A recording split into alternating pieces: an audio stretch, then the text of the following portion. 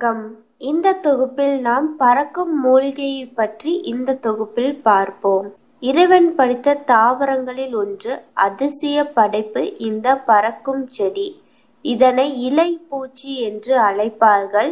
பூச்சி என்று சொல்வதை விட இது பறக்கும் தாவரம் என்று நாம் சொல்வதே மிக சரியாக இருக்கும். மேற்கத்திய மக்கள் இதை பறக்கும் மான்டிஸ் என்கிறார்கள். இந்த தாவரத்திற்கு சிந்திக்கும் திறன் உள்ளது. திட்டமிடும் திறன் மிகுதியாகவும் இருக்கும். ஒரு இடத்தில் இருந்து இன்னொரு இடத்திற்கு செல்ல வேண்டும் என்றால் இது 100% திருப்தி ஏற்பட்டால் மட்டுமே ஒரு அடி எடுத்து வைக்கும் அல்லது பறக்கும். தாந்திரீக சின்னங்களில் இந்த தாவரத்தை படம் செய்து தினமும் நாம் பார்த்து கொண்டு வந்தால் நம் மனம் மிகவும் அமைதி பெறும்.